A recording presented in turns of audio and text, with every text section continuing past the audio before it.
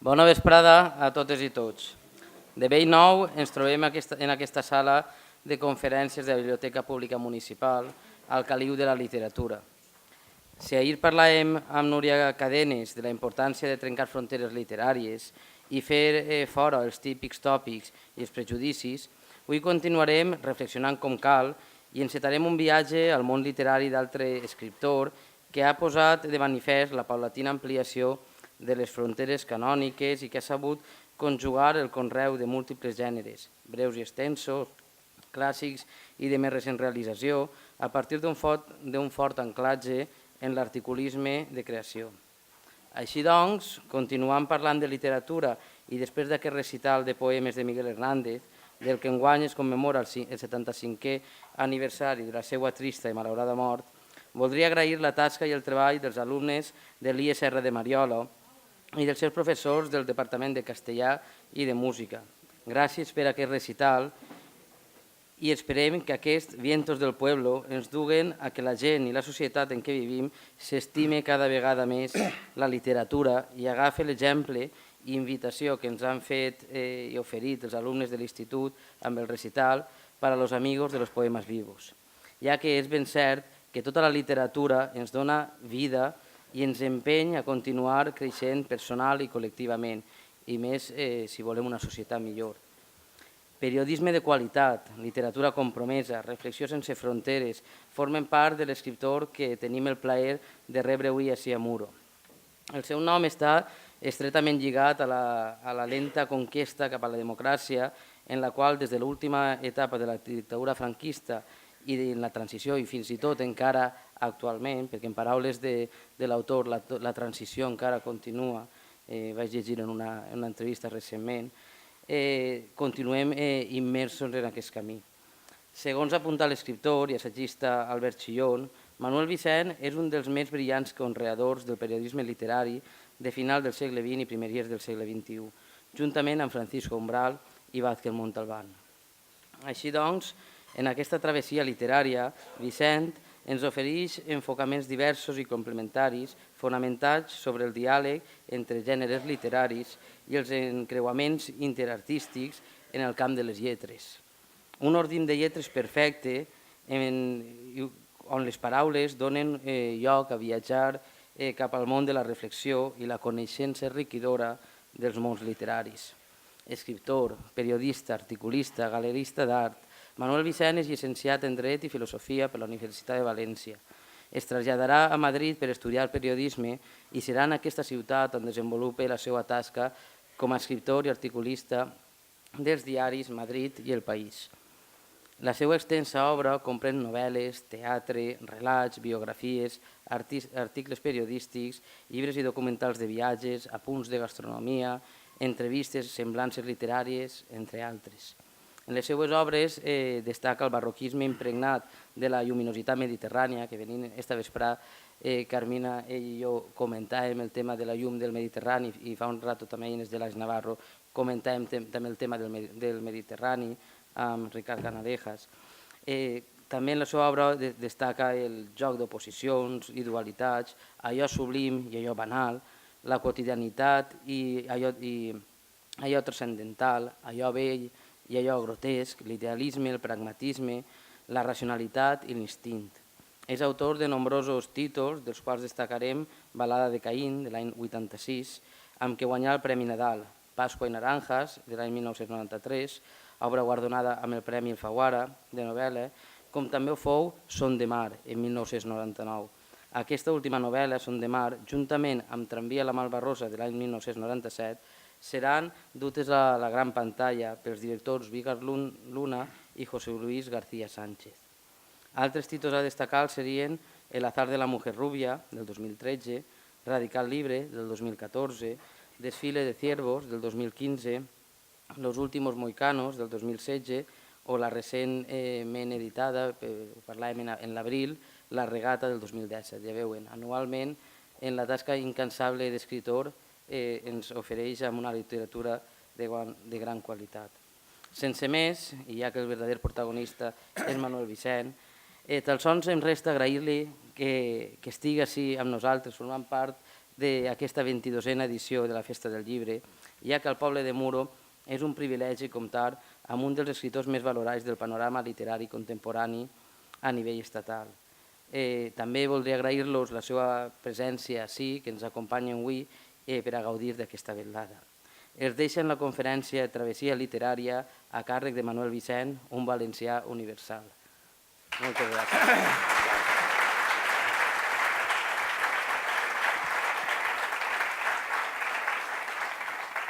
Bé, moltes gràcies per les teves paraules i gràcies a vosaltres per estar aquí. Yo voy a hablar en castellano esta charla, después en el coloquio pues vamos a adentrarnos en nuestra lengua. Bueno, está de moda ahora, otra vez, ha salido a relucir la memoria histórica. Yo puedo decir que mi primera sensación del inconsciente fue una playa donde yo iba a gatas, cuando de pronto mi familia había alquilado una casa de pescadores muy sencilla, muy zen, que todavía está, en la playa de Moncófar, donde ha habido paseos llenos de mármoles y farolas, que cuando ha venido un temporal se lo ha llevado todo, pero aquella casa de pescadores que se llamaba Villa Alegría todavía está allí. Cuando llegaba el mar, se abrían las puertas, el mar llegaba hasta el corral y cuando le apetecía el mar volvía a retirarse y la casa quedaba perfecta. Allí está todavía. Se llama Villa Alegría. Y de pronto llegó la guerra y mi familia tuvo que refugiarse en Villarreal, en otra casa alquilada que era en la calle Ecce-Homo, Mare de Déu dels Dolors. Entonces, toda mi infancia, toda mi inconsciencia bascula entre Villa Alegría y Ecce-Homo. Bueno, uno de los primeros recuerdos que yo tengo fue la familia refugiada debajo, en la despensa, debajo de una escalera así muy consistente, y alguien, una mujer, supongo que sería una tía mía, que decía: Santo Dios, Santo fuerte, Santo inmortal, líbranos, Señor, de todo mal. Y alguien decía: las bombas, las bombas. Eso es lo primero que yo oí y me dio la sensación de que a este mundo donde yo había venido sin pedir permiso, no era un sitio muy agradable. Bueno, mientras bombardeaban cerca del pueblo, una abuela mía, la abuela Ventura, estaba en la cocina haciendo un potaje, mientras toda la familia estaba rezando en la despensa. De pronto cayó un obús en el umbral de la casa, reventó la puerta y una esquirla dio varias vueltas por todas las habitaciones, entró en la cocina y le partió el puchero de un puchero que estaba guisando la abuela. Entonces la abuela llegó a la despensa donde estábamos refugiados, se puso en jarras y dijo: hoy no comemos. Ella murió al poco tiempo, pero siempre pensó que la guerra había llegado única y exclusivamente para fastidiarle el potaje. Bueno, hablando de la memoria histórica, yo llegué al uso de razón en unos balnearios jugando, en unos balnearios derruidos, muy buenos, que por lo visto antes de la guerra eran unos balnearios con bastante prestigio, donde iban la burguesía valenciana y catalana allí a tomar la novena de aguas. pero cuando yo los conocí ya era un montón de escombros, había una pérgola con columnas de mármol de Itálica y había salones de un cinematógrafo con manchas oscuras. Después yo supe en ese cinematógrafo donde se hacían bailes de sociedad durante la guerra, fue que ese balneario, antes de ser bombardeado, fue hospital de sangre. Yo después me enteré que aquellas manchas negras que se veían en las paredes eran de la sangre de los caídos o de los heridos en la batalla de Teruel, que venían allí a ser aserrados las piernas, que venían congelados. Mientras tanto, había una pianola desventrada. También los salones de ese balneario estaban derruidos con los artesonados llenos de murciélagos hibernados. Debajo de los escombros había mosaicos con delfines azules. Yo, sin poderlo racionalizar, tuve siempre una dualidad que después yo he llevado a todos mis trabajos y a la forma de ver el mundo. Porque mientras yo también iba por el monte de correrías, donde la guerra había terminado y había ya unas trincheras que todavía están, yo me divertía buscando balas, donde había una arancela de cobre para venderlas. Yo veía macutos y, sobre todo, yo veía botas militares llenas de tierra y también cascos de acero llenos de tierra que se habían convertido en plantas y llenos de flores.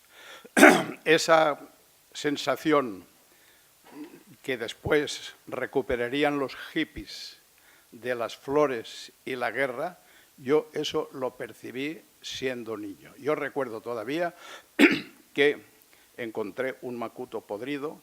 Dentro de ese macuto de un soldado había una navaja, una lata de sardinas, un crucifijo y un libro que se llama Corazón de Mundo de Amicis, un poco podrido, los cantos por la lluvia, y es el primer libro que yo me llevé a mi casa.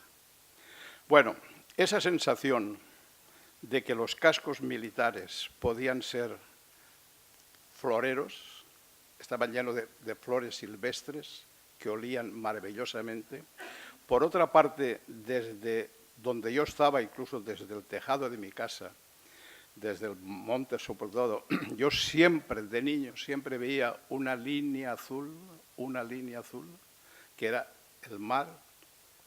Yo de niño no sabía ver las cosas sin que al final de ese límite fuera la línea azul que yo creí que era el pensamiento. Bueno, esa dualidad, los primeros perfumes, los primeros sabores, las primeras canciones, las primeras caricias, todo eso está, para mí, es el paraíso. Un paraíso, todos los paraísos son los paraísos perdidos. Y claro, ¿en qué consiste la expulsión del paraíso? La expulsión del paraíso consiste en crecer. No hubo ningún ángel que guardara el paraíso, ningún Dios que expulsara a Adán y Eva. Adán y Eva un día se les quitó, digamos, el concepto de naturaleza, el sentirse inmortales porque se creían, como los animales son inmortales porque no saben que van a morir, pero simbólicamente tomaron un fruto del árbol del bien y del mal, el árbol de la ciencia, llegó la conciencia al cerebro límbico de las sensaciones y empezaron a saber que iban a morir y a saber que estaban desnudos. Bueno, llega un momento en que el niño, que yo fui y que está escrito en un libro mío que se llama Contraparaíso, esa sensación de que, porque nosotros tenemos tres cerebros todavía activos, tenemos en la base del cerebelo un cerebro reptiliano que gobierna el hambre, la sed, el sexo y el territorio. Y el territorio es fundamental de ese cerebro, que todavía tenemos en activo, porque dentro de ese territorio comemos, bebemos, el hombre, el ser humano, come, bebe y se reproduce. Por eso somos todavía animales territoriales, en mejor sentido, somos patriotas, en cuanto que todavía somos reptiles. Sobre ese cerebro está el cerebro límbico, que es el cerebro de las emociones, el cerebro de los sentimientos, el cerebro de los miedos, a quien quieras, a papá o a mamá, el cerebro de los dogmas, de los himnos, de los símbolos. Y ese cerebro está activo siempre, pero sobre todo está bulliendo hasta que llega el uso de razón, que es el córtex, que ya está la inteligencia gobernando ese cerebro de las emociones. Por eso, en la educación, el Estado, la Iglesia, sabe que el que se apodera de ese cerebro límbico, de los sentimientos, de los símbolos, de las canciones y de las emociones, ese cerebro será siempre suyo. Por eso, los que quieren manipular al ser humano se pelean a muerte por poseer ese cerebro. Bueno, ese cerebro es el del niño que no sabe todavía que va a morir, no distingue sus sensaciones de la naturaleza en la que vive. Y bueno, y como yo en esto vamos a hablar de una travesía literaria, mi territorio del límbico, mi territorio emocional, sentimental, que nunca ya se olvida, es el Mediterráneo. Y naturalmente, yo escribí el Contraparaíso, expresando toda esa sensación de naturaleza de ese Mediterráneo. Pero claro, yo estaba a gatas cuando estuve allí en una playa del Mediterráneo. Después iba de niño con la tartana todos los domingos del verano al Mediterráneo. Tengo imágenes de labradores que metían los caballos dentro del agua y con cubos los refrescaban, y todavía estoy viendo las esquirlas de la espuma en los ijares. Estoy viendo adolescentes, mujeres, bañándose con unos camisones como si fueran figuras de Sorolla. Tengo todavía el sonido neumático de los gritos de los niños en la cala. También cuando ya de más mayor, más adolescente, iba en bicicleta a la playa. Bueno, ese Mediterráneo, yo no sabía que era el Mediterráneo porque estaba viviéndolo. ¿Cuándo descubres una cosa, un paraíso? Cuando te expulsan, cuando lo pierdes. Todos los paraísos son paraísos perdidos.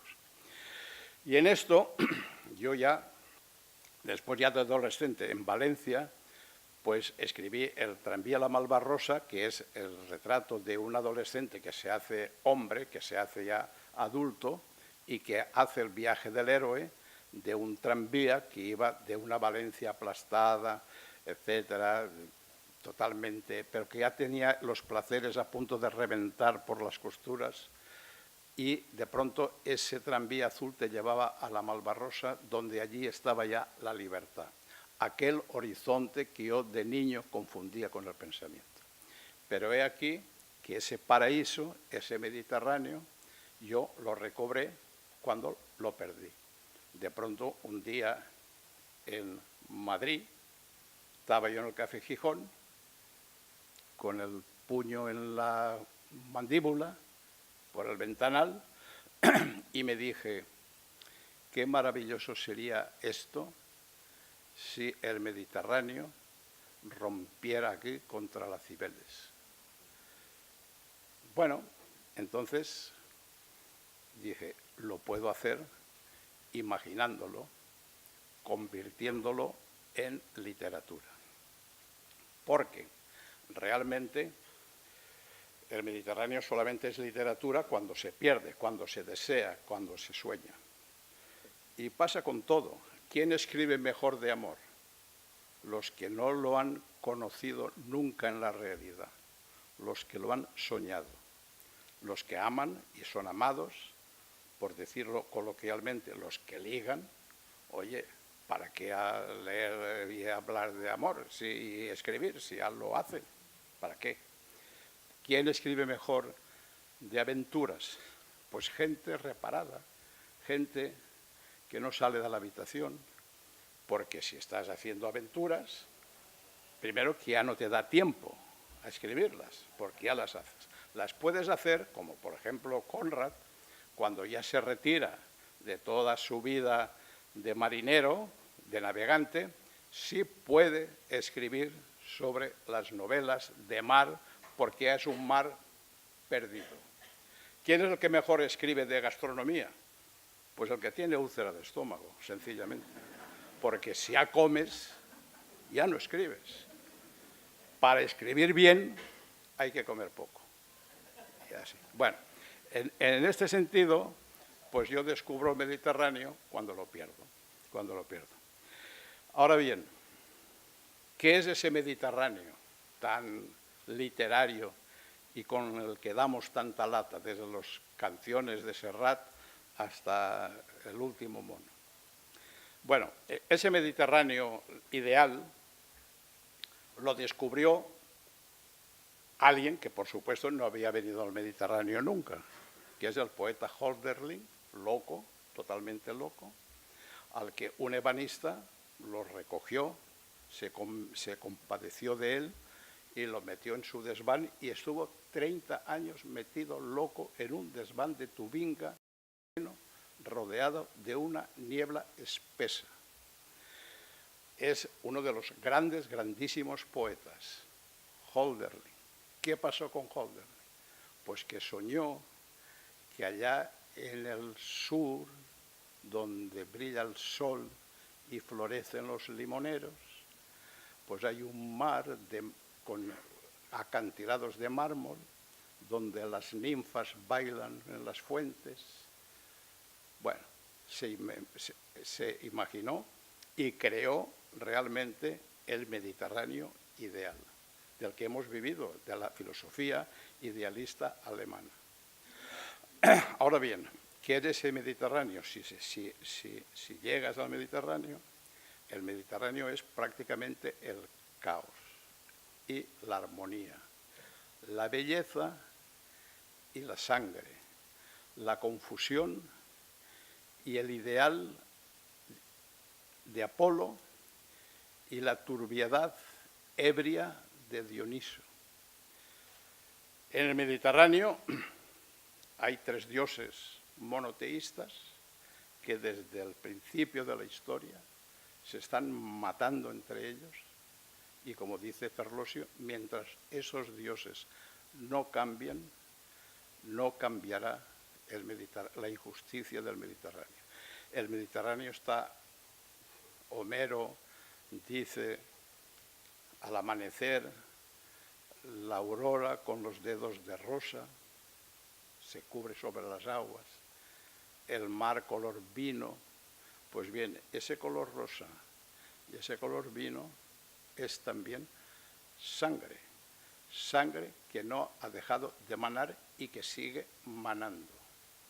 Ahora mismo, Althusser dijo que después de Auschwitz ya no se podía escribir poesía. También se podría decir que después de lo que vemos que acontece delante de nuestra vista, delante de nuestra presencia, en el Mediterráneo, donde se ahogan cada año 3.000, 4.000, 5.000 personas, que ya lo tenemos codificado y por lo tanto ya como está codificado, pues ya no nos preocupa. Es como los muertos de fines de semana, que tampoco... Es decir, hubo una vez aquí alguien que dijo la fiebre del pollo en China y que murió solamente un chino. Y toda la humanidad se estremeció por si esa fiebre del pollo invadía toda la humanidad. ¿Qué pasó? Ese terror se debía a que no estaba codificado.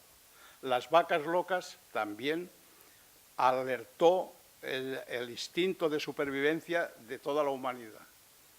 Sin embargo, vemos morir en el Mediterráneo ahogándose continuamente y como lo tenemos ya codificado, pues ya no nos preocupa. Ahora bien, ese Mediterráneo sangriento, terrible, caótico, está ahí, pero también está un Mediterráneo que es un ideal de belleza, de armonía, donde se fundó todos los derechos de la humanidad, donde el cerebro de la humanidad empezó a pasar del mito al logos. Bueno, eso también está ahí. Pero a la vez, ese Partenón, que lo tenemos como el símbolo de la armonía, como el símbolo de la belleza, es producto de una explosión de dinamita.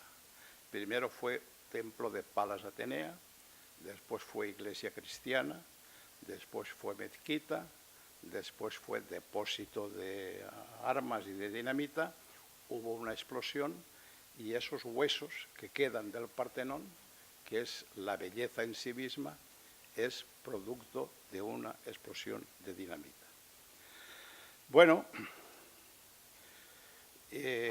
yo prácticamente he escrito de otras cosas y tal, pero yo siempre vuelvo al territorio de donde no he podido salir, que es el territorio de las primeras sensaciones, de las primeras vivencias, de los sentidos corporales. Es decir, los 5 sentidos corporales son 5 vías de conocimiento que llegan al cerebro y lo abastecen de sensaciones. Y el cerebro modula,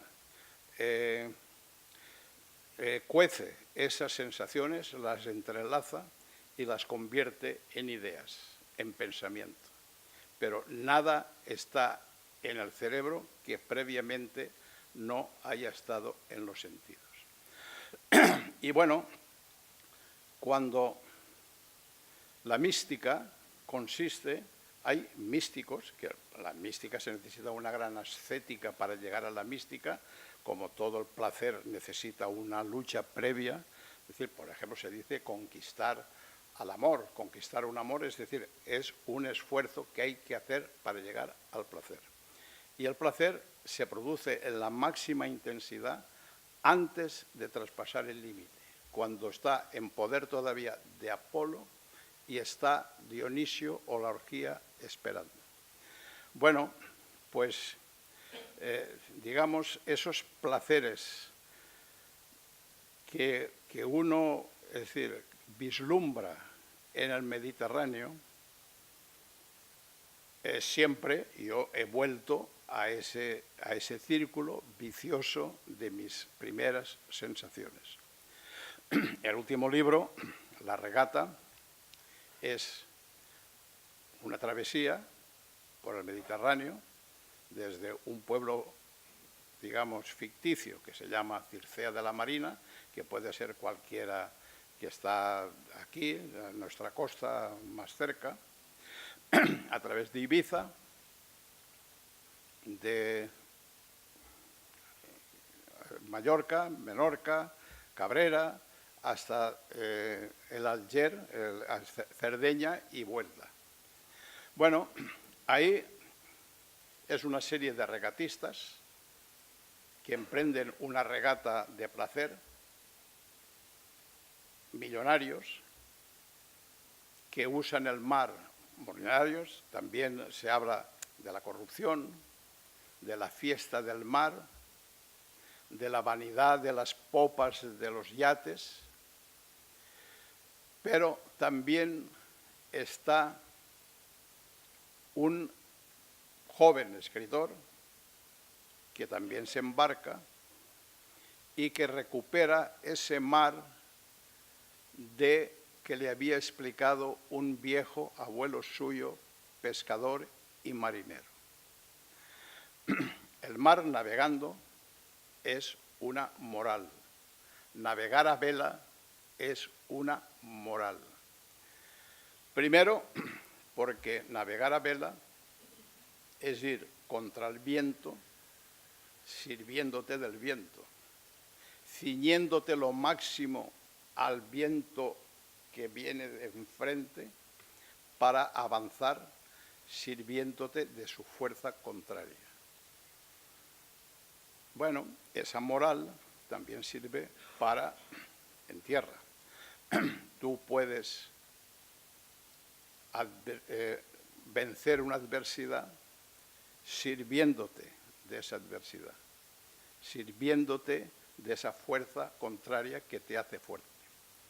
Por otra parte, la enseñanza del mar es que el mar puede humillar en una fracción de segundo a cualquier fatuo y vanidoso, prepotente y millonario, lo puede humillar en un segundo, haciéndolo naufragar. Y por otra parte, a la gente humilde y sencilla les da posibilidad de ser héroes, porque el mar no quiere hombres. El mar, lo más estético del mar es ser precavido, tomarse todas las ventajas posibles y todas las precauciones imaginables. Lo más hortera que hay en una navegación es que venga un temporal y que alguien diga, ¿y los salvavidas? Y no sepa dónde están los salvavidas. ¿Qué pasa? Y las bengalas y no sepa dónde están las bengalas. Es naufraga. Y por otra parte, cuando llega el temporal, el mar exige que seas fuerte. Pero por otra parte, todo temporal, tanto en mar como en tierra, siempre hace honor a su nombre. Siempre es temporal. Ahora bien, y siempre acaba por pasar. Bueno,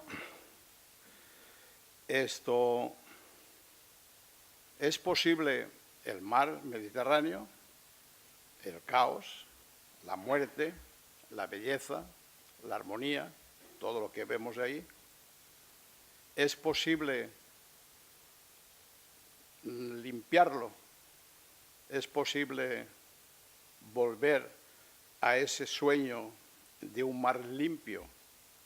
Bueno, como decía al principio, ese mar se convierte en limpio y en navegable cuando lo conviertes en un mar interior, en un mar mental, en un mar de tus sueños de la infancia. Y mientras seas limpio, ese mar, por supuesto, como está dentro de ti, siempre será limpio. Hay un poema maravilloso, cuando hablábamos de la niñez, qué sucios íbamos, pero qué limpios éramos cuando éramos niños. Recuperar ese mar de la infancia, ese mar de los sueños, es una moral que tenemos que reconstruir para ser fuertes. Y bueno, yo no sé si me he pasado, pero ahora mismo vamos a hablar de verdad entre nosotros. De modo que tenéis vosotros la palabra. Muchas gracias.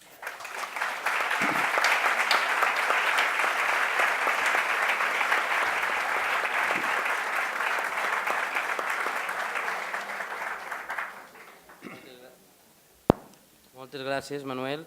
I ara obrim un xicotet col·loqui per a que dialoguem i fem les preguntes i les reflexions i entablem un diàleg amb Manuel Vicent i pugueu preguntar-li el que vulgueu.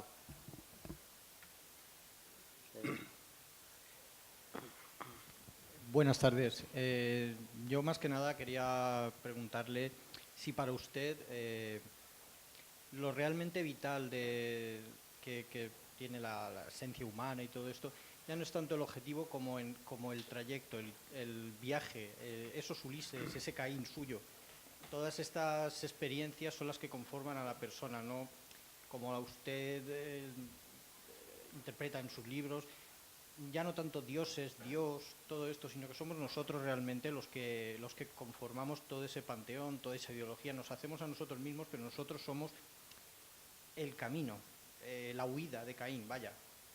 Sí, bueno, allí en el Caín yo digo eso, que la esencia del hombre es huir detrás de un sueño, huir detrás de un sueño. Bueno, y después está el clásico ejemplo del verso de Gavafis de Ítaca. Es decir, Ítaca no existe, Ítaca es el camino, Ítaca es la trayectoria. Se supone que en Ítaca hay una mujer que espera haciendo y deshaciendo la manga de un jersey, que es el tiempo. Bueno, mientras el Ulises va hacia Ítaca, pero Ítaca es lo que está aprendiendo por el camino. Y de hecho, cuando llega a Ítaca, ya lo sabe todo lo que había que saber. Es decir, el camino que estamos viviendo, es decir, hay una escena de Circe que lo manda a Bóreas, a la muerte, y vuelve, ¿no? Y cuando vuelves de la muerte, ya vuelves limpio, ¿no? Es decir, vivir consiste en resucitar todo, cada momento. Es decir, nosotros estamos viviendo sobre la muerte que ya hemos pasado. Es decir, porque si tú abres un álbum de tu vida y de tu infancia, ese niño de la primera comunión, si la tomaste, o ese niño del colegio, o ese niño con los amigos de una excursión en el parque o en la montaña, ese niño ya ha muerto. Ese niño ya ha muerto.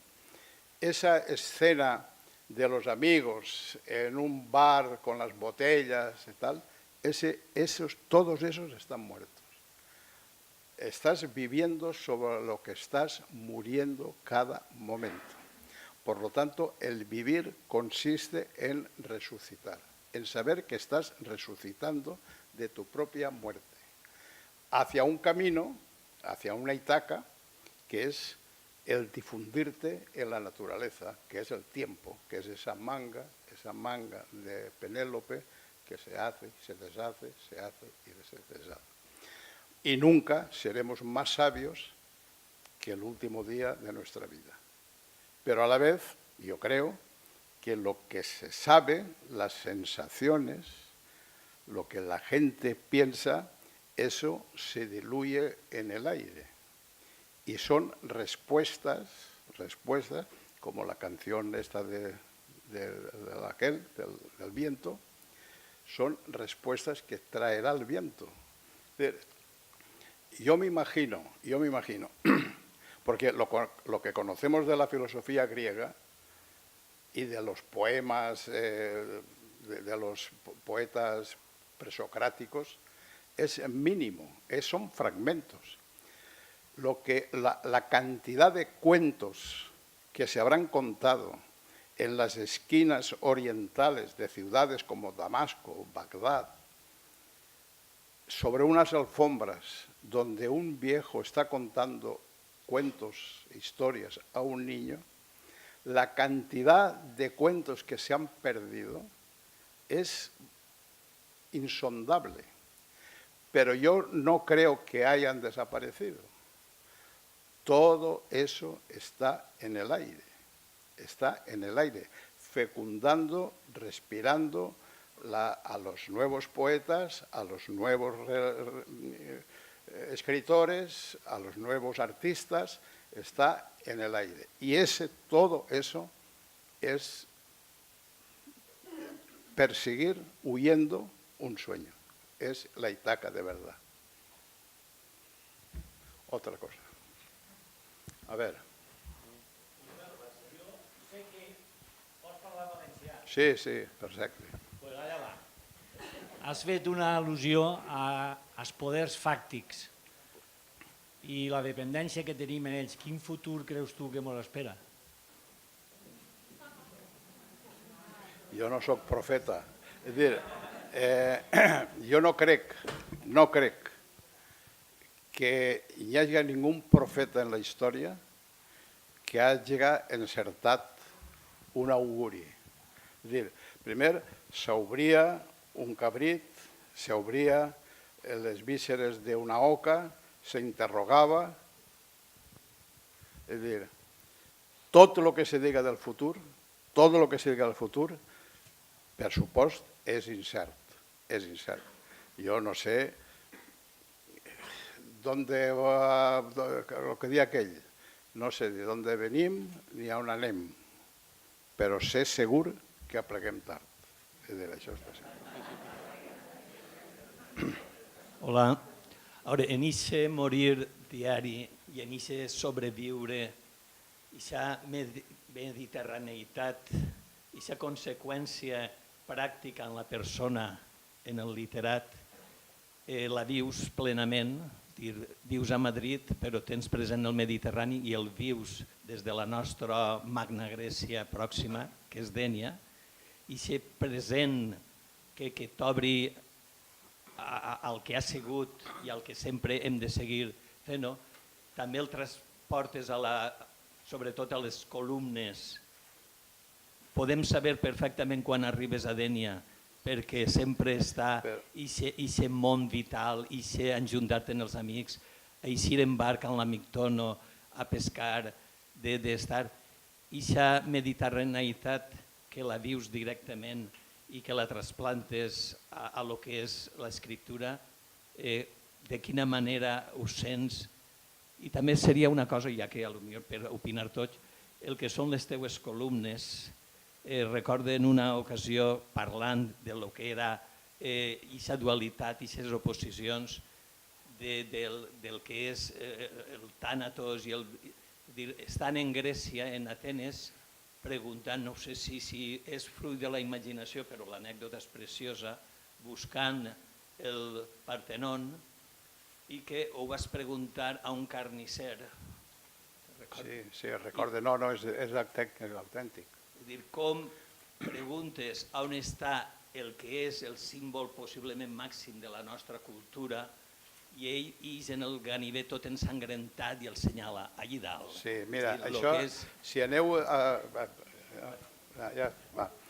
alguna vegada a Atenes, en el carrer Acinas, que és Acinas, que va des de la plaça de Homònium hasta el Partenó, hasta el Ágora, hi ha unes carnisseries increïbles, no? I bé, jo un dia anava per allí i li vaig preguntar a un carnisser que per on s'anava al Partenó. I el carnisser va eixir de la carnisseria, no és una carnisseria, és un mercat de carn, és un mercat on se sacrifiquen animals, i en fi, n'hi ha de tot, n'hi ha vaques penjades, n'hi ha de tot. És una cosa dionisíaca a més no poder. I li vaig preguntar per on s'anava al Partenó.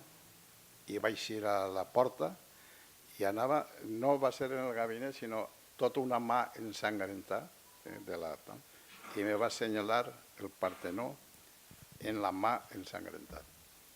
I jo dic, bueno, pues ja sé per on se va, exactament. Mira, i el que dius de les columnes, a mi el que més m'agrada és... Sí, sí.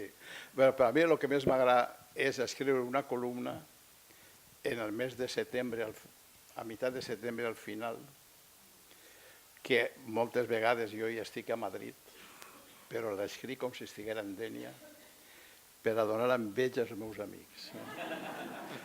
Per a dir, estem tots així i tu encara estàs ahí. I després, com el mes de setembre és tan literari, jo sempre m'ho invente, m'invente, perquè normalment, sobretot el madrileny, el madrileny com a símbol de lo que és la gent, és a dir, el madrileny ve al Mediterrani i com ho té programat vindre un dia tal i tal i tal, se cabreja moltíssim si el mar no està com ell vol. I clar, cabrejar-se front al mar, maleir que el mar no estiga al seu abast, això és típic del madrileny, típic. I clar, sobretot quan ven caps de setmana, que fa mal temps, hi ha borrasca, però pega la volta i se'n va quan hi està ja en Bunyol, fa un sol increïble. Bé, jo faig aquesta cosa, però aquesta columna sempre la dedico a uns amics, als meus amics que ja estan a Madrid i han perdut el bronzejat, ja s'han tornat grocs, perquè el final del bronzejat és terrorífic. I aleshores jo m'invento un Mediterrani, la llum color moscatell, sempre ho dic, sempre la llum color moscatell, que és veritat, la llum de setembre és color moscatell. Ha hagut una tormenta d'estiu, sempre descric aquesta tempesta de les 5 de la vesprada que estàs dormint la siesta i dic, jo estava dormint la siesta con la baba que me caía por no sé qué. Había una mosca vibrando en el cristal, los visillos, de pronto olió a humedad, eso que la humedad. Empezó a los truenos que te despiertan de una siesta y empieza a llover muchísimo.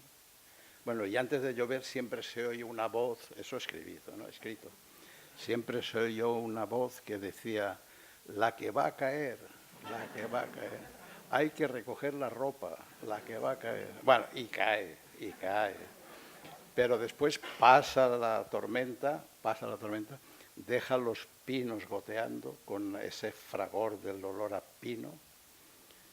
Y después unos franceses que van a buscar caracoles, que salen los caracoles, en el barranco allí con el romero y un caracol trepando.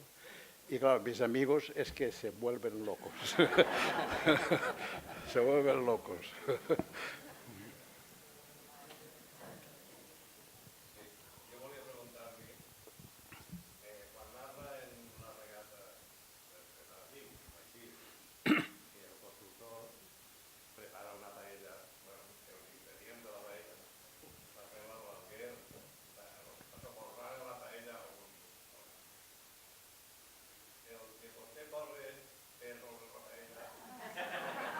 Ja estem.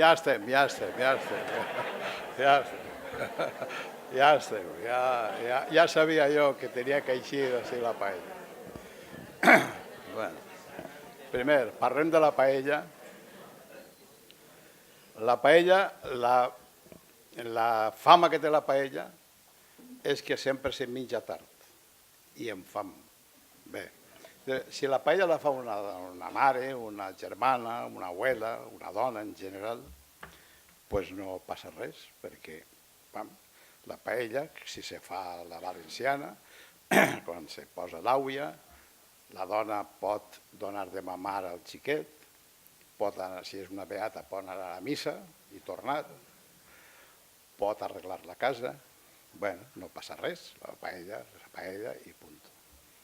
Si la fa un tio, normalment se creu que fer una paella és fer com el desembarc en Normandia. Es decir, bueno, fuera niños, no quiero niños, no sé cuántos. Después, le fastidia moltíssim que la gent pique algo mentre se fa la paella, perquè saben que si piquen ja no tenen fam i tal. I bé, i després ja fer la paella, no? Sempre posa una excusa. En esta de la regata, clar, estos en el barco este, en el veler este, pues porten aigua de València perquè diuen que si no és aigua de València no és bona la paella. Bueno, pues ja porten 2 bidons d'aigua de València per en l'Alger fer la paella. Però he aquí que en camí, en la novel·la, s'encontren en una patera, hi ha uns negres, una dona embarassada i tal, i estos tenen que donar-les l'aigua perquè des del salvamento marítimo, que si se acercan, que no suban al barco porque te pueden dar, denles agua, denles no sé qué, con un bichero acérquenle comida y tal, denles agua, sobre todo agua. I ells li donen l'aigua de la paella de València. I clar, quan la plena d'Alger, la paella és horrible i li donen la culpa a que li han donat l'aigua a uns negres. Bueno, vull dir jo que què passa en els pèsols? És a dir, una paella és, primer, que la paella mana, i això és fonamental. La paella, la tècnica és arròs a la valenciana amb paella. No, quan diuen la paellera, no, la paellera és la dona que fa paelles. El paellero, el tio que fa paelles, o un instrument que fa fer la paella. Pero la paella es el recipiente. ¿Vale?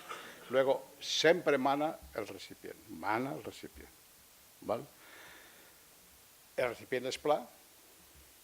La paella va néixer en l'horta valenciana i en la paella se posa tot el que hi ha al voltant de la paella. Passa un caragol en la paella. Passa un pollastre a la paella. Passa un conill a la paella. Inclús si hi ha un cerdet per allí, a la paella. Pèsols a la paella. Estan allí. Bajoques a la paella. Gambes no passen per allí.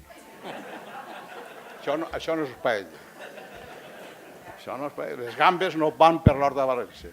Ho sent molt, però no van. De moment. Cocodrilos sí, però gambes encara no. Bueno, pues estaríem parlant. I després, què passa en la paella? Que és eixa cosa del més allà. És a dir, tu fas un marmitaco i està bo. Fas un arròs al forn i està bo. I ningú discutís. Fas, jo què sé, un xuquet de peix, està bo. La paella, quan el que fa la paella és un tio, normalment sempre està posant excuses, no? Esto es una mierda, esto no sé què. Després, ve el moment de servir la paella. Silenci absolut, en què el que ha fet la paella està tremolant. I sempre hi ha el més, això que diu, cojonuda. Bueno, ja està. Bueno, després, al cap de 2 o 3 minuts, sempre hi ha el... Diu, está buena, está buena, pero la que no sé qué, y no digamos ya la que hace mi madre. Bueno, eso ya es... ¿No? Vull dir, ¿qué pasa? Que la paella siempre es el más allá. Es aquella que haré, aquella que no sé qué, el punto del arroz que es... Hombre, Berlanga yo me acuerdo que se ponía gafas, como un intelectual, para ver, analizaba el punto del arroz como con gafas. Y digo, pero por favor, que esto es más simple. Esto no es tan filosófico. En la paella es de lo que se habla. Ya está. ¿Qué más? En la novela ¿Cuánto hay de vivencia personal y cuánto de ficción? Bueno, pues mira, yo hay tres novelas, ¿no? El Contraparaíso, que es, no, es decir, no son biografías, quiero decir, no es una biografía porque eso, batallitas, yo no, contar tus batallitas, eso es una bobada, ¿no? Lo que sí sucede es que tienes que contar experiencias tuyas, literarias, que a la vez sirvan para gente que está en la misma situación. Es decir, si tú analizas, como por ejemplo Contraparaíso, los primeros olores cuando abres un armario y abres un cajón de un armario y sale un vaho de ropa blanca almidonada, ¿vale? Pues esa sensación que tiene el niño por primera vez, o esa primera sensación de la cómoda que el niño ve unas cosas raras de ropa de mujer, de su madre, ¿no? Esa sensación, bueno, eso atañe a todos. Es decir, tú podrás tener aquí, o en Valencia o en mi tierra, olor a azar, pero en Asturias será olor a manzana, de un desván. Pero quiero decir, esa sensación. Entonces, vamos a ver, cuando tú describes, en mi caso lo que, es decir, la literatura es igual memoria más imaginación, ¿no? Memoria más imaginación igual a literatura. Cuando tú recuerdas tu infancia, tú tienes que escribirla tal como la recuerdas ahora, porque eso es literatura. Si tú quieres hacer biografía, es decir, si tú, esa sensación la habréis tenido todos. Cuando después de un tiempo, unos años, sobre todo cuanto más años, más, vuelves a la casa de tu infancia, la primera sensación es que aquella habitación es más pequeña de lo que creías, ¿no? O que aquel jardín que te parecía no sé qué es un horror, ¿no? O aquella calle, o aquel barrio, o aquel tal. Entonces, ¿qué pasa? Que tú lo tienes que describir tal como lo recuerdas ahora, porque lo demás es, si tú quieres hacer biografía, vas a aquella habitación, la mides y dices 5×4, ya está, ya, eso era lo que tal. Pero entonces, eso es. Entonces, hay parte de mis experiencias y parte de lo que estaba en el aire en ese momento, que es lo que es literatura. Entonces, los de Villa Valeria éramos un grupo de amigos, ¿no? Todos, pues, progres, que entonces se decía progres, pero, vamos, de receta, vamos, ya no se podía ser más, Y en una casa derruida de unos familiares de uno de ellos, de los amigos, pues íbamos allí a partir del año 68, pues la casa estaba derruida, no, por dentro. Era una casa de unos cubanos millonarios que no habían venido a España desde la guerra, habían abandonado la casa, pero un familiar, un amigo nuestro, pues allí Entonces, la casa era de piedra, como esas de la Sierra de Madrid, pero por dentro estaba toda derruida, pero por fuera estaba firme. Y nosotros nos vivimos en lo que se llamaba la casa de los guardeses, que era una finca grande y tal. Estaba todo derruido. Y claro, pues era el momento en que no se había muerto Franco, estábamos todos en la misma línea y tal, socialistas, comunistas, liberales. Yo me acuerdo que había uno que hacíamos comidas colectivas, uno que decía, qué ganas tengo que muera Franco para decir que soy de derechas, decía uno. Que después ha llegado ministro, ¿qué decir? Porque yo he jugado la petanca allí con Solana, que ha sido de la OTAN, aquel que decía OTAN no, fue el director de la OTAN, y jugando a la petanca con el que iba a ser, bueno, era ese caldo, ¿no? Y bueno, y sí, bueno, pues sí, es una experiencia que es memoria de verdad e imaginación, o sea, literatura.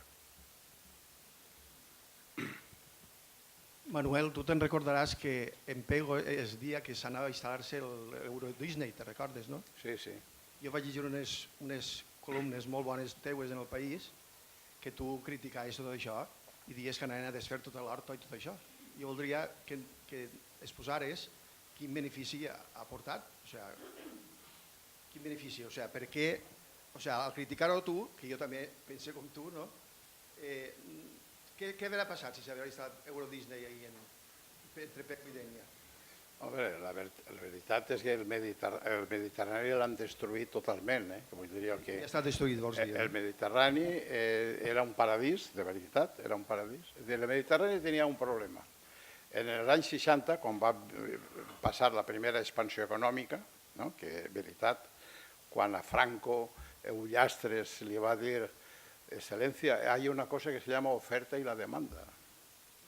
Y la divisa no es una bandera, es una mercancía. Y hay que ponerla, bueno, va a venir una expansió econòmica i aquesta expansió econòmica, com va ser la primera entrada de l'economia, va ser per al Mediterrani, els turistes, etc., doncs ahir se van obrir tres variables nefastes, que va ser dictadura, que per tant feien el que ens donava la gana, dictadura, especulació brutal, ignorància i mal gust, no? Les tres variables. Bé, si hagués hagut dictadura, especulació i bon gust, bé, doncs s'haurà salvat alguna cosa. Si no hagués hagut especulació, s'haurà convertit, i haurà gent intel·ligent, s'haurà fet el Mediterrani com una gran empresa turística. I una gran empresa turística vol dir que és per a tu, per als fills, per als nets i per als que vulguin vindre a estar amb nosaltres, els turistes, per a tota la vida. Però en comptes de ser una empresa turística, se va decidir per la codícia que siguera una empresa constructora. I tot el Mediterrani és una empresa constructora, que l'objectiu és que el constructor se forra i tu ja t'apanyaràs.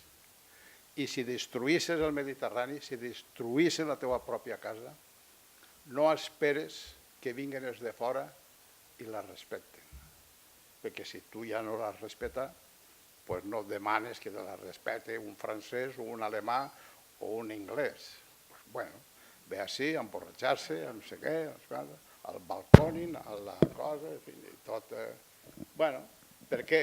Perquè no se va fer una empresa turística. I clar, doncs això era ja la marjal de Pego. És que clar, el Benet, que era molt irònic i molt... A mí me gustaría ser solamente un día, ser ministro del Interior del mundo para fusilar a Walt Disney. Fusilado. Y después decía, y también a Chevalier, pero eso ya era otra cosa. Pero a Walt Disney. Dice, Walt Disney ha convertido en mercancía y en cartón todos los sueños de los niños. Y además, el Pato Donald, que es lo que iban a poner ahí, es un fascista. No, que el Pato Donald es un fascista. El gato de no sé qué, pero ¿qué me dices? El gato en Pego, pero ese gato y ese... Que vayan a tomar por saco. No. Fuera. Ahora, lo que sucede es que al lado de eso pues hay una cosa que a lo mejor es peor que aquel Walt Disney, ¿no? Pero sobre todo es que yo personalmente también, todo el mundo de Walt Disney, yo es que lo odio. Lo odio porque me han hecho comprar para mis nietos mis sueños con cartón. Y además, si miras y rascas, todos los personajes de Walt Disney son unos fachas de mucho cuidado.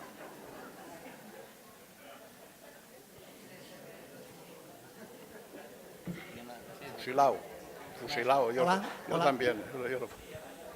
Sí, bona nit. Jo, de la lectura del diari, de les columnes i dels llibres, tinc la sensació de vostè, tinc jo la sensació, no vull dir que siga de veres, d'un bon vivant con una gran consciència social.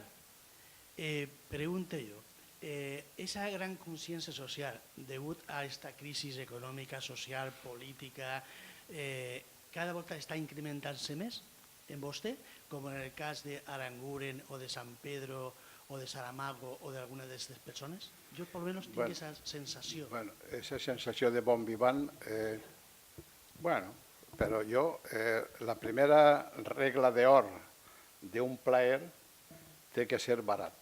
Si és un plaer car, per a mi ja no és un plaer. Té que estar a l'abast de cada dia, de cada moment, de tal.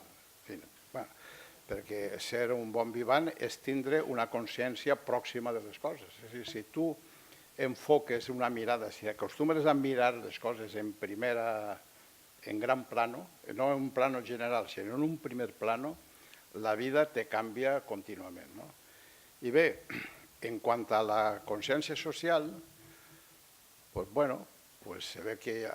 veu que a mi encara me queda algun rescoldo del progre aquell que volia canviar el món. Però, no ho sé, jo l'únic que sé és que anem a veure. La vida, la felicitat en mayúscula no existeix. La felicitat és en xicotets, plaers i feliços, des que t'alces fins que te va. Entonces, hi ha plaers senzills, dels sentits, jo què sé, del veí que te saluda alegrement, de l'últim quiosquer que està encara d'allò, del panaer, del ferrer, del tender, del que te fa la vida agradable. En aquesta llista està tots els que te fan la vida agradable al dia, des que t'alces fins que... I després jo parlant de política sempre pense que hi ha que fer un anàlisi. És a dir, anem a veure. Si jo als polítics es imaginara fent l'ofici que fan els que a mi me fan feliç cada dia, és a dir, jo li compraria pa a Donald Trump si fora forner, jo pujaria en un autobús que el conduïra Rajoy, tal com conduís ell la política, jo me deixaria operar d'un renyó si me operara un cirujà que se comportara en el quiròfano com se comporta Puigdemont en Catalunya? No. És a dir, jo veig a un cirujà que entra vestit de Puigdemont, jo me tire fora de l'hora. Tu, feta la prova de tots els polítics de dreta, d'esquerra, de la poder en l'oposició, panaders, fontaners, cirurgians, metges de capçal, imagina-te'ls i veuràs com no estan a l'altura. És a dir, que professionalment no estan a l'altura de lo que tu li exigisses a un panader. Bueno, si això és bon vivant o que consciència social, doncs no ho sé, però és així.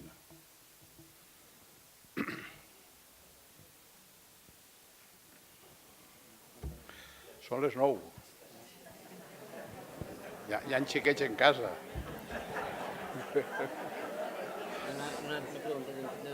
No, jo estic molt a gust, jo dic, jo per mi...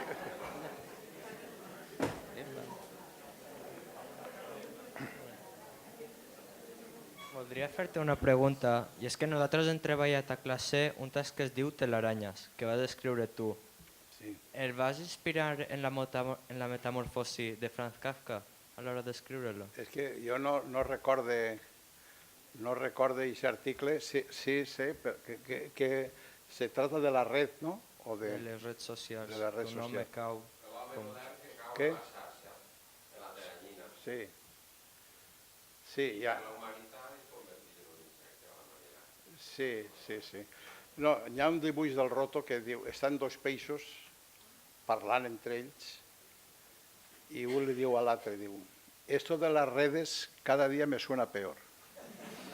Els dos peixos. És dir, jo crec que... Home, evidentment és la cultura que ve, la cultura dels dits, la cultura d'estar comunicat. Bé, és que estem encara a l'altra part, ara estem creuant un riu, no? Molts ja han nascut en l'altra part del riu, però és que estem encara en aquesta part, és un món que, bueno, no ho sé, però jo crec que tal, és a dir, la humanitat, quan més complexa, que és la societat, quan més complexa, és més dèbil, més complicada i, per tant, més dèbil. Jo crec que arribarà un moment en què tot dependrà d'un fusible, I el que s'apodera d'un fusible, que pot ser un adolescent de Nova Zelanda, d'aixòs friquis que n'hi ha per ahí, que talla el fusible i apaga la llum per a tota la humanitat. Perquè el que nosaltres diem, la nube, tot està en la nube, No, la nube no, està en unes computadores d'Atlanta, baix terra, en què tot el que tu parles per el mòbil està en aquesta computadora.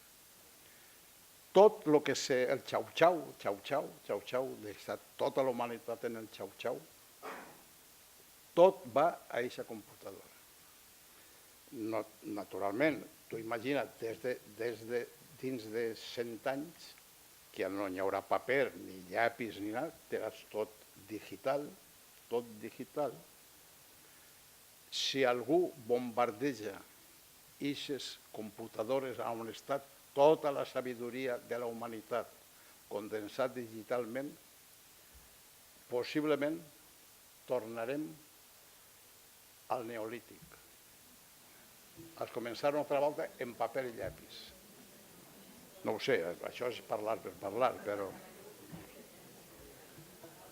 Jo el que sé és que el mòbil, si has vingut a este món, el mòbil, si has vingut a este món a manar, és fantàstic. Si has vingut a obeir, és terrorífic. I de fet jo me dono compte, només veient com parlen en el mòbil, qui mana i qui obedeix. Fixeu-vos i veureu. El que mana sempre parla així. I el que obedeix sempre parla així. Fixeu.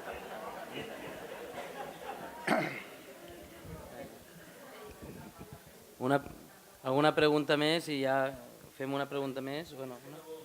No, donem el xicón que l'ha alçat. Una pregunta que havia deixat en intent, la columna. Antitaurina.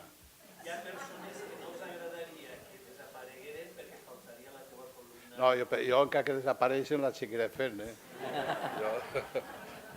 No, ara han publicat un llibre, el Roto i jo, d'antitauromàquia, que està prou bé. Fem la pregunta de... Has parlat de la xarxa, de les noves tecnologies.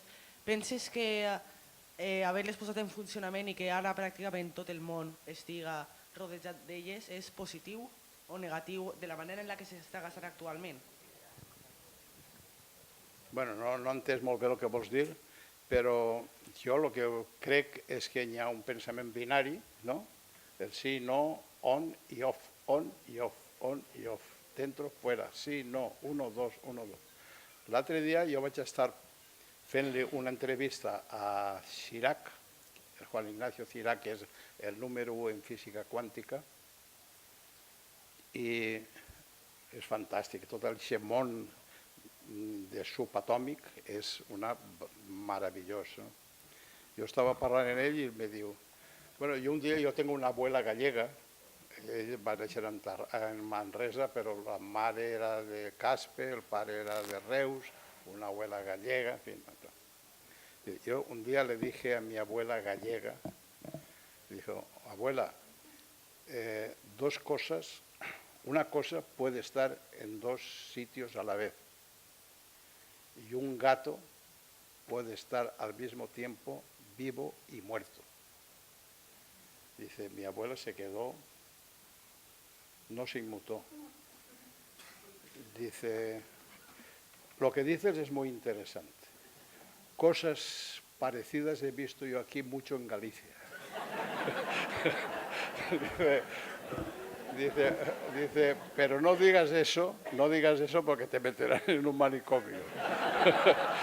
No vayas contando eso por ahí que te meterán en un manicomio. No, era muy gracioso. Y después estábamos comiendo y ese que bueno, es el que más sabe de física cuántica. No sabía manejar el salero. Pidió una ensalada y a la hora de abrir el salero no sabía cómo funcionaba. Le digo, pero hombre, pero tú no sabes cómo funciona un salero. Y, bueno, pero me dice, mira, en este granito de sal hay más partículas que estrellas hay en los miles de millones de universos, en un granito de sal. Bueno, pero no sabía abrir el salero.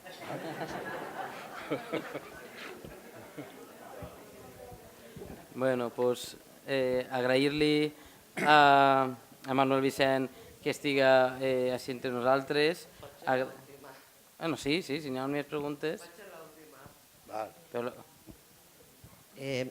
Vostè que ha tractat el llenguatge documental, que té molta relació amb el món de la imatge, que és considerat com un dels grans humanistes, que en queden pocs, el llenguatge parlamentari, el llenguatge literari.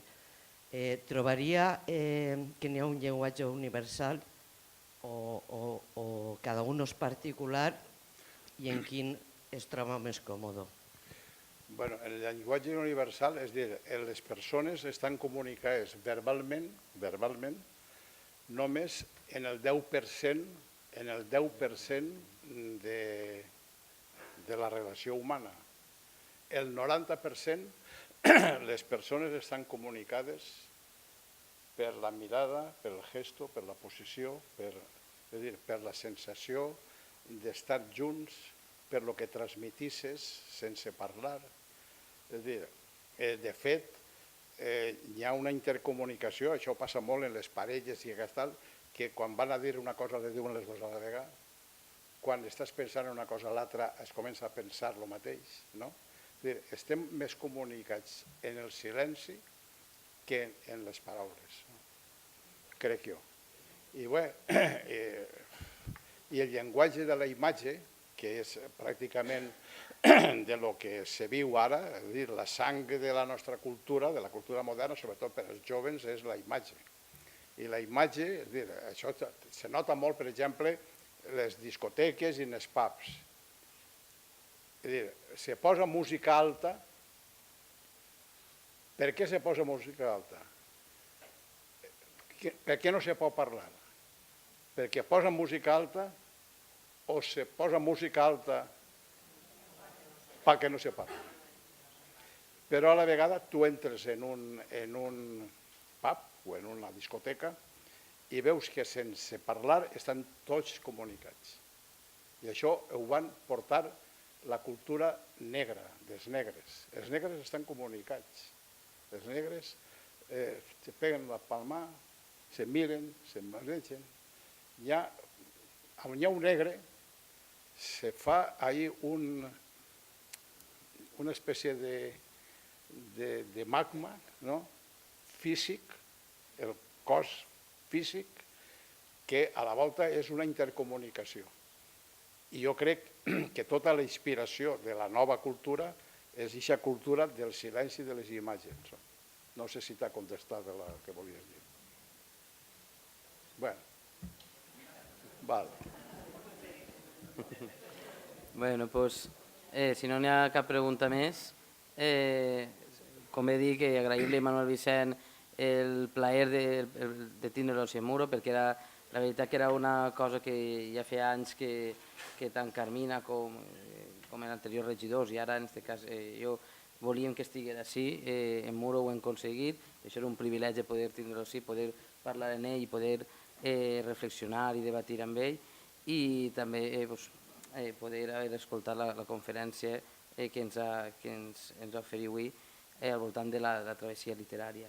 Agrair-li de nou el plaer d'estar així, agrair-los a tots vostès o vosaltres que estigueu així un dia més gaudint d'aquestes conferències, als alumnes de l'institut, als professors de l'institut, i com no també convidar-los demà a l'última de les conferències d'aquesta 22a edició de la Festa del Llibre, a càrrec d'Urbà Lozano, que és l'últim guardonat amb el Premi de Novel·la en Valencià de Diputació d'Alacant, Enric Valor, amb el títol de conferència El tio Pep, els cosmopolites i un fals pilot de les ral·lis, reflexions eclèctiques al voltant de la creació literària. Així a les 8:15. Abans a les 5:30 tindrem el que és la mostra de llibreries, el lliurament dels guardons de la 22a edició del Premi de Literatura Infantil i Juvenil a la plaça del Mansem. Moltes gràcies, bona nit, i si ahir fora n'hi ha llibres de Manuel Vicent, i si voleu, ara de ben segur que serà un plaer signar tots els llibres que vulgueu acostar-li. Moltes gràcies.